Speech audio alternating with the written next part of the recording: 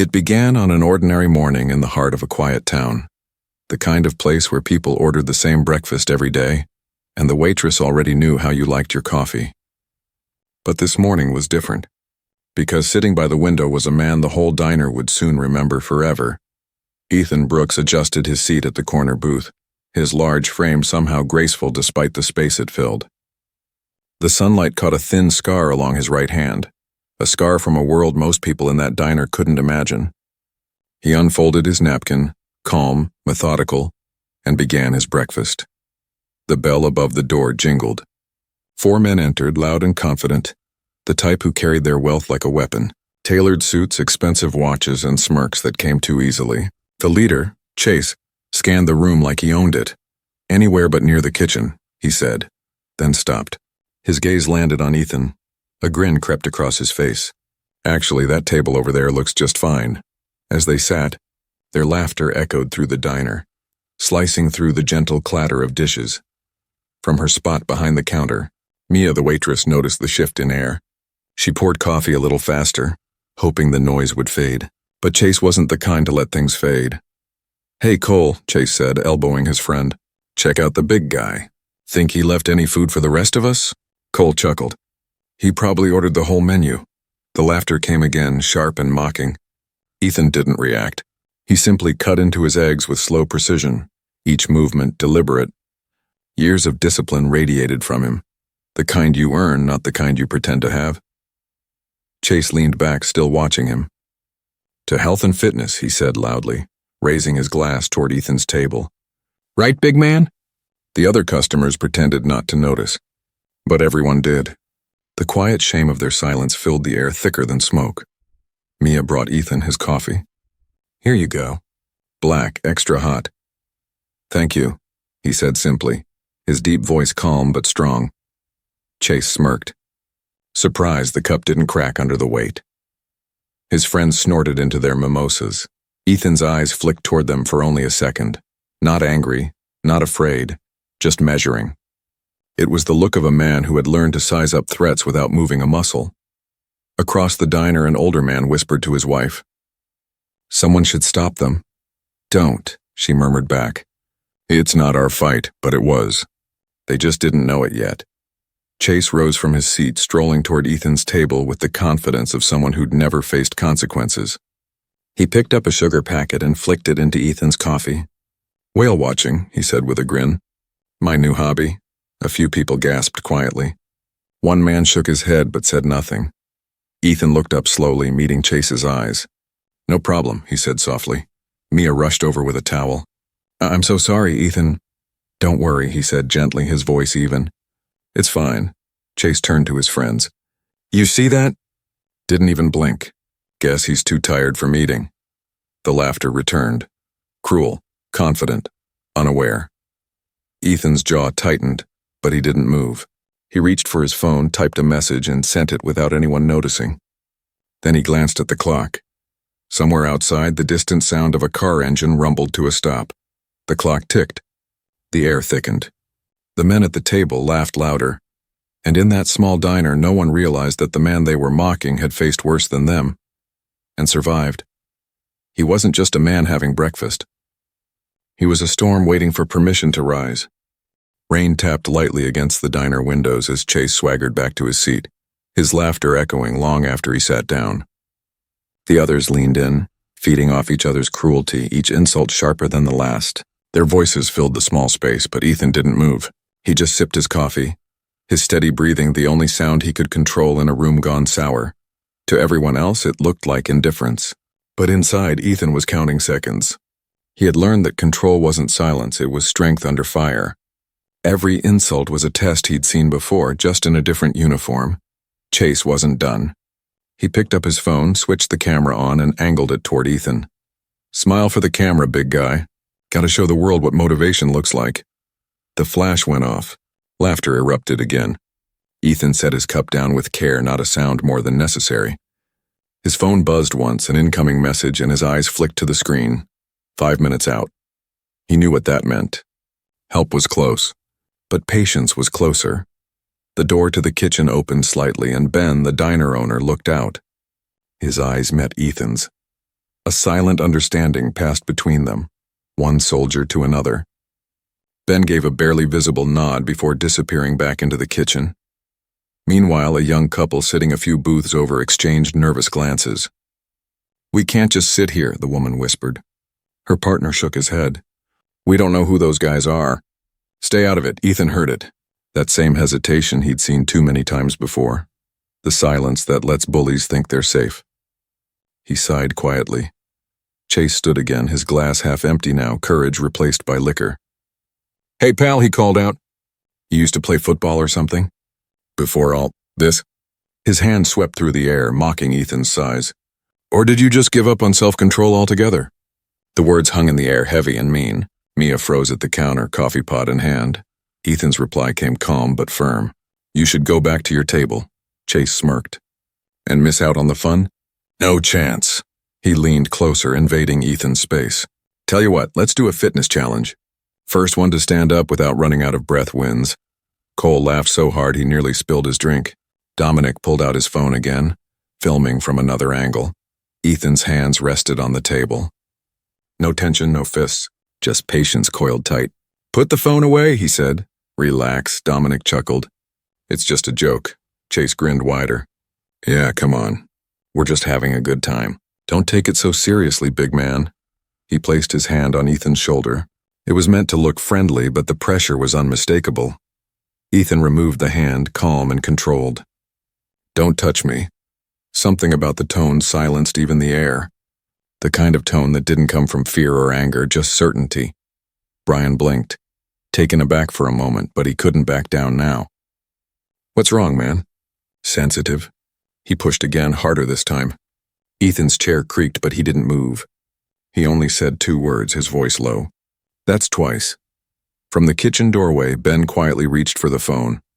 Outside, headlights swept across the diner's front window and stopped. A black SUV idled at the curb. Back inside, Chase tried to recover his bravado. "Come on, guys," he said to his group, forcing another laugh. "Let's get a photo with our new friend here." Dominic lifted the camera again, but this time Ethan rose from his seat in a single smooth motion. The booth groaned as he stood to full height. The laughter stopped instantly. Up close, the difference between Chase's bravado and Ethan's presence was undeniable. Chase had been mocking a man he thought was weak. What stood before him now was something else entirely. A man who had known discipline, danger, and loss, and survived them all. Ethan looked down at Chase, his voice quiet but powerful. "That's 3. For the first time that morning, Chase's grin faltered. Every person in that diner could feel it. The shift. The laughter had vanished. The game was over. Ethan looked toward the door. His phone buzzed once more. "We're outside." He adjusted his sleeve, his movements deliberate. "You should leave," he said. Chase forced a laugh, pretending not to hear the warning buried in those words. "Or what?" Ethan's expression didn't change. "You don't want to find out." And in that silence, the kind that hums before thunder, every soul in that diner realized something they'd missed all morning. They hadn't been watching a man tolerate humiliation. They'd been watching a soldier measure a battlefield. Chase's laughter thinned into a nervous hum. The sound of rain against the windows seemed louder now, like the world itself was waiting. His friends shifted in their seats, the alcohol beginning to fade as unease crept in. Ethan didn't move. His stillness carried more power than any threat could. Then the diner door opened. A woman in a dark suit stepped inside, shaking off the rain. Her eyes scanned the room quickly, sharp, assessing, professional. She gave Ethan a small nod, almost imperceptible, then stood by the entrance. Chase noticed her but didn't understand. He was too deep in his own arrogance to realize the walls around him were closing in. "Well," he said, forcing a grin. "Looks like we've got an audience now." Ethan's gaze didn't waver. "You've had your chance," Chase sneered. "Chance for what? To be afraid of you?" He took a step forward, voice rising again. "You think being big makes you tough?" Ethan checked his watch and said quietly, "Time's up." At that exact moment, headlights from 2 more black SUVs flared outside. The soft whoosh of car doors followed. 3 men in suits entered, silent, coordinated, precise. Their presence changed the air immediately. No words were needed. They weren't here for breakfast. The businessman froze. Chase tried to laugh it off. "What is this? Some kind of show?" Ethan finally stood fully upright, his frame towering, his composure absolute. "You wanted a show," he said. "You're about to get one." The woman by the door spoke calmly into her earpiece. "We're inside, proceed." The man who entered next silenced the entire diner without saying a word. Silver hair, confident stride, tailored suit that spoke of quiet authority. He moved toward Ethan, hand extended. "Good morning, Colonel Brooks." Ethan returned the handshake. "Morning, James." Every whisper in the diner died. The businessman's eyes widened. "Colonel?" James turned to Chase and his friends. "Which one of you is the loudest?" he asked mildly. His tone wasn't angry. That made it worse. Chase swallowed hard. "Who the hell are you?" "James Walker," he replied evenly. "Chairman of the Walker Group, you may have heard of it. You work for one of our subsidiaries." The color drained from Chase's face. "Wait, what?" Ethan's voice came next, calm but cutting. "They're from Weston Financial. I recognize the logo on their cufflinks." James nodded. "I see. And I assume you recorded everything?" Dominic's trembling hands lowered his phone slowly. Ethan took out his own device. "Already forwarded." Outside, rain drummed against the roof as the last bit of laughter vanished from the room. The four suited men stood like statues, trapped in the web of their own arrogance. James sighed. "I'm afraid your celebration ends here." He turned to Ethan. "Do you wish to handle this privately, or shall I begin proceedings now?" Ethan's answer came without hesitation. "Now." Murmurs rippled through the diner. Mia watched from behind the counter, eyes wide, coffee forgotten. Ben leaned in the kitchen doorway, arms folded. He had seen soldiers like Ethan before, quiet men who carried storms behind steady eyes. James looked at Chase. "I assume you're Mr. Chase Porter, Regional Director of Weston's M&A Division?" Chase nodded numbly. "Good," James continued. "You'll be hearing from legal within the hour. Until then, you're suspended. All of you." Cole's voice cracked. "You can't just—" "I can," James interrupted. "And I just did." Ethan turned toward the others in the diner. "You've all witnessed what happened here. Thank you for your patience." Chase tried to gather what was left of his pride. "This is ridiculous. You set us up. Who even are you?" Ethan's gaze locked on him. "You wanted to know who I am?" He pulled a folded paper from his jacket, set it on the table. "Ethan Brooks, United States Marine Corps, retired, Purple Heart. Now a majority stakeholder in Walker Global, the company that owns yours." The silence that followed could have broken glass. Ethan's voice softened, but his words carried steel. "That weight you mocked? It came from the scars of surviving what others didn't. You talk about strength, Chase, but strength isn't measured by the size of your suit or the sound of your laughter." He leaned slightly forward. "It's measured by how you treat people when no one's watching." Chase opened his mouth but found no words. His hands shook. Cole looked away. Dominic stared at his phone, horror dawning on his face. James took the paper from the table. "I'll see you gentlemen at the review hearing tomorrow morning. Bring representation if you wish." Ethan nodded once and took his coat. "We're done here." As he walked toward the door, Mia stopped him. "Colonel." "Thank you." He gave her a small smile. "You didn't have to say anything. You just did the right thing." The woman at the entrance opened the door for him. Rain spilled in, cool and clean. Behind him, the four men stood surrounded by silence and shame. The same voices that had filled the diner with mockery were now powerless. Ethan stepped out into the rain. Outside, James joined him. "You handled that with restraint," Ethan nodded. "Restraint's just another kind of strength." They walked together toward the waiting cars. Inside, no one moved for a long time. Everyone in that diner understood something they hadn't before. That justice doesn't always shout. Sometimes it just stands calm and certain, and changes everything without raising its voice. The next morning, the air inside Weston Financial's headquarters felt heavier than usual. Rain streaked the tall glass windows, leaving trails that caught the city's light.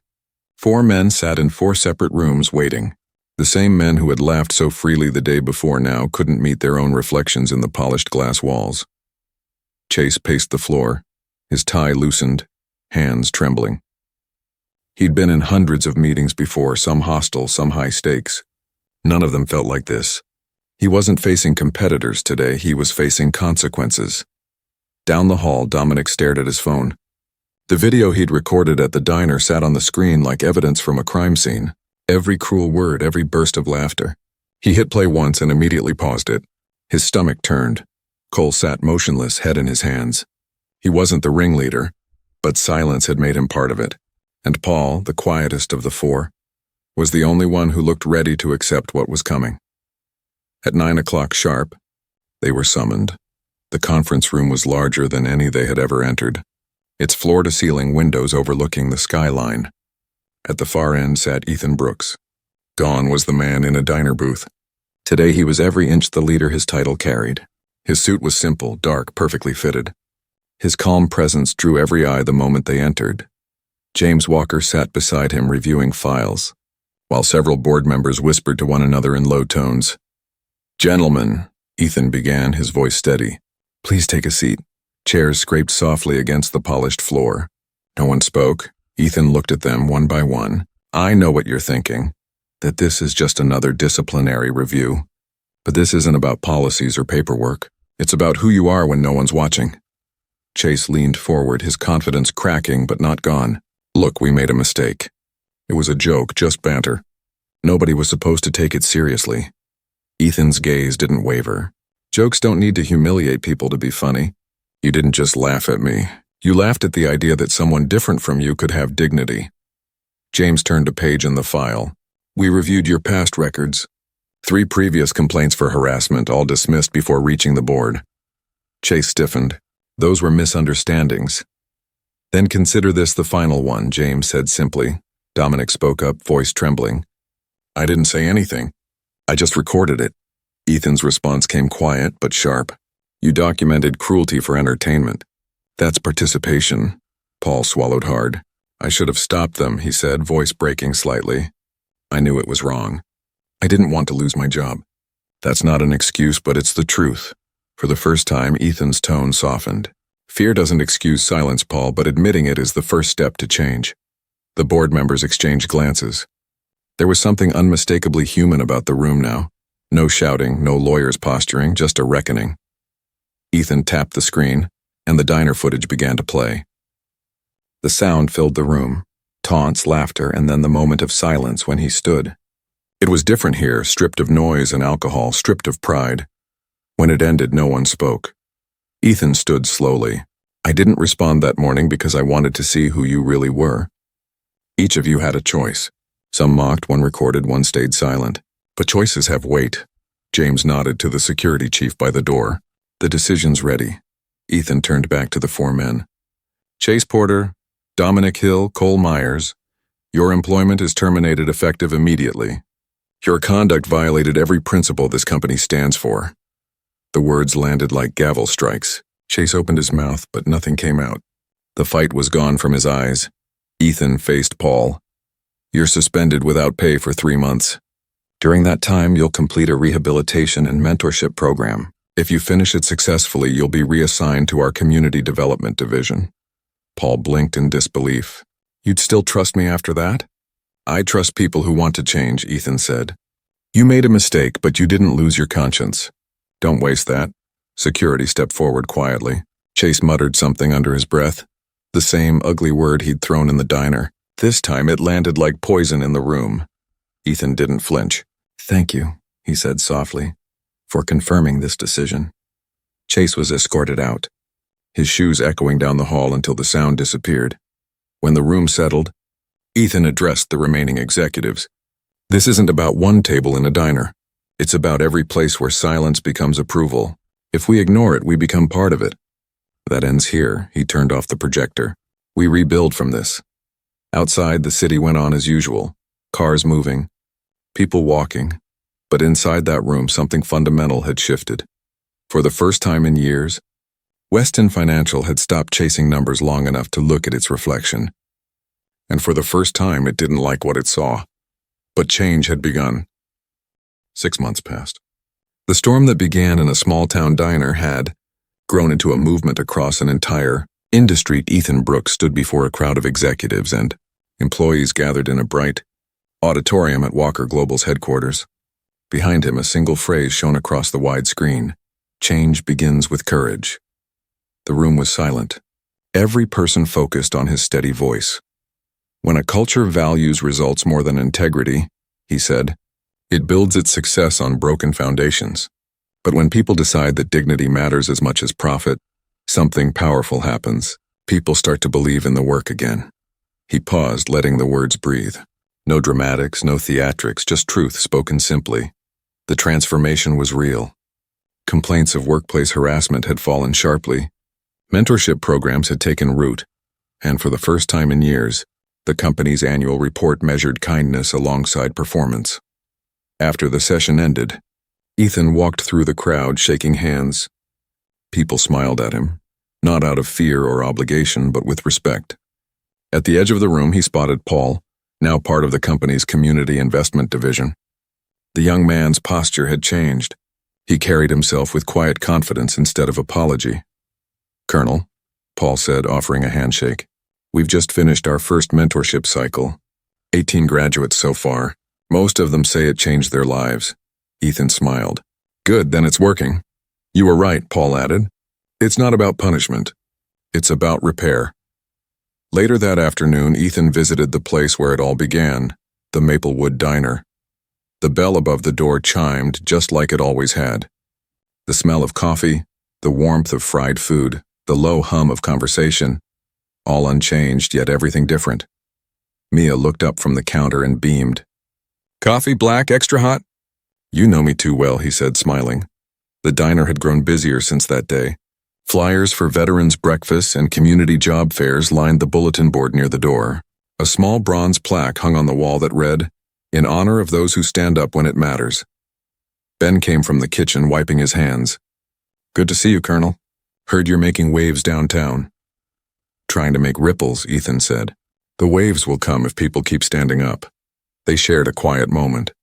Two men who understood what it meant to fight battles most never saw. At a nearby booth, a young man in an oversized suit fidgeted with his tie. Two older executives sat across from him, their faces politely indifferent. Ethan watched as the boy stumbled over his words, his nervousness obvious. The executives exchanged a look that said, "Not worth our time." Ethan rose, coffee cup in hand, and walked over. "First interview?" he asked gently. The young man nodded, embarrassed. "Is it that obvious?" "Everyone's first one is," Ethan said. "You just have to remember, they need what you have as much as you need what they offer." The boy smiled awkwardly. "Easier said than done." "Confidence isn't arrogance," Ethan replied. "It's knowing you belong at the table." Just then, one of the executives noticed Ethan and straightened immediately. "Mr. Brooks, what a surprise," he said quickly. "We were just interviewing this young man," Ethan finished for him. "Good choice. He's got potential." The tone at the table shifted at once. Questions softened, the atmosphere changed. When Ethan returned to his booth, the boy caught his eye and mouthed, "Thank you." Ethan raised his cup slightly in acknowledgement.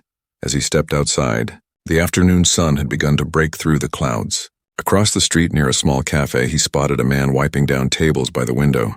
His posture was familiar. Chase Porter looked older, quieter. Their eyes met through the glass. Chase gave a hesitant nod, not of pride or defiance, but of understanding. Ethan returned it with a calm, simple nod of his own. No hatred, no triumph.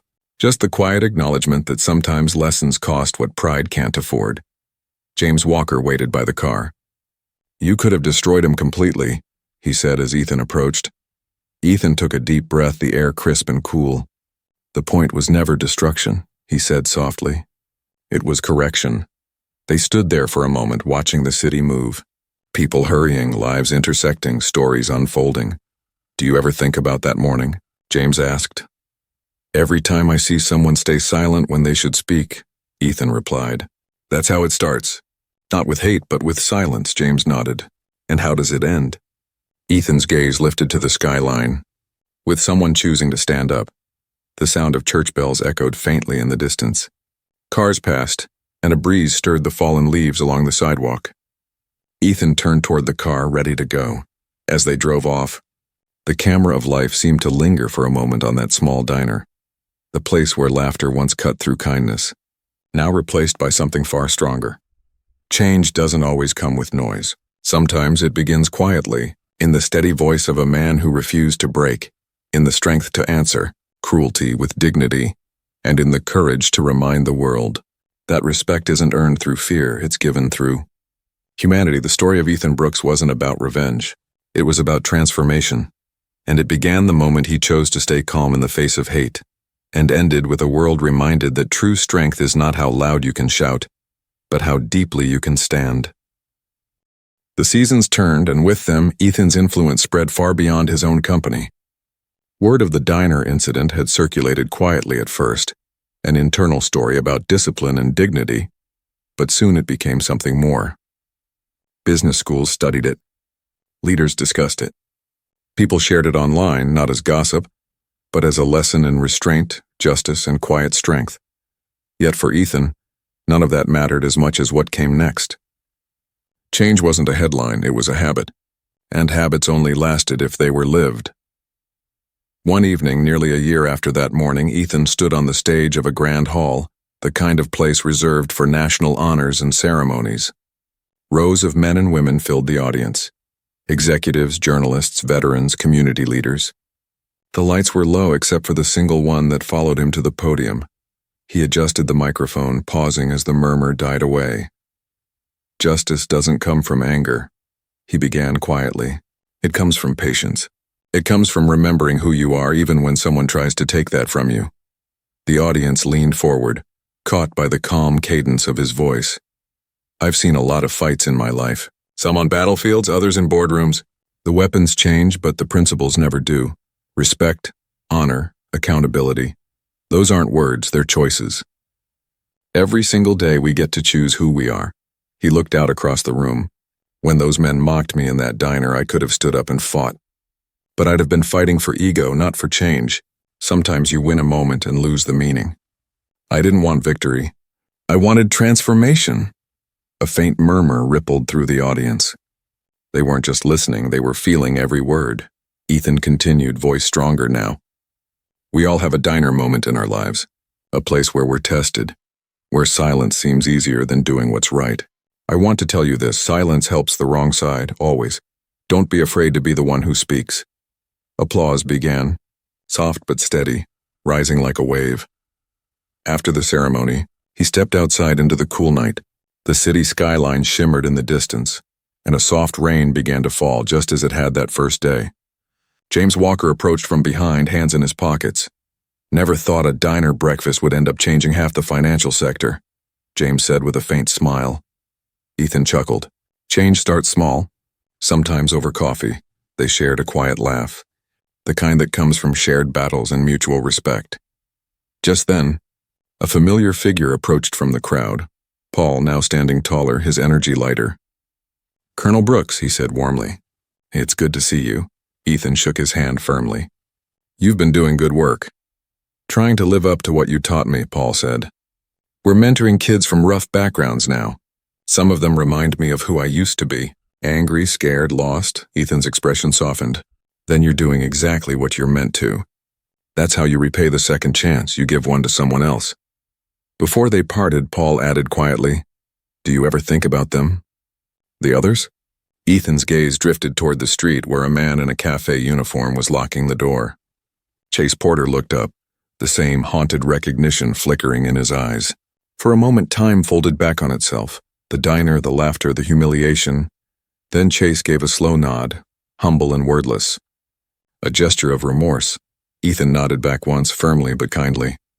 Forgiveness didn't erase the past, but it could build a better one.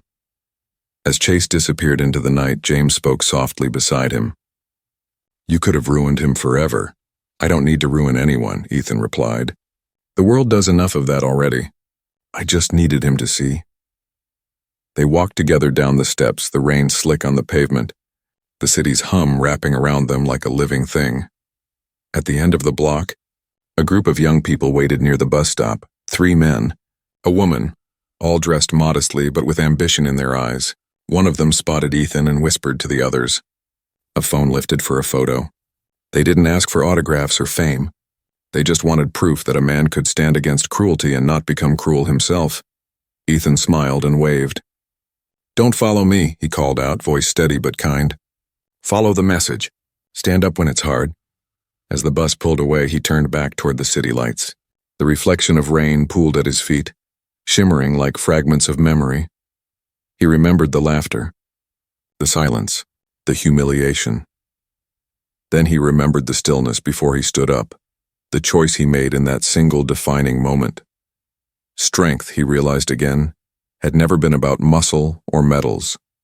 It was about what you do when no one believes you'll do anything at all. And that was how a quiet man in a diner became the spark for a movement, by choosing calm over chaos, dignity over rage, purpose over pride. The story of Ethan Brooks didn't end with revenge or headlines. It ended where all real change begins, inside the human heart, where courage decides to speak and the world finally listens.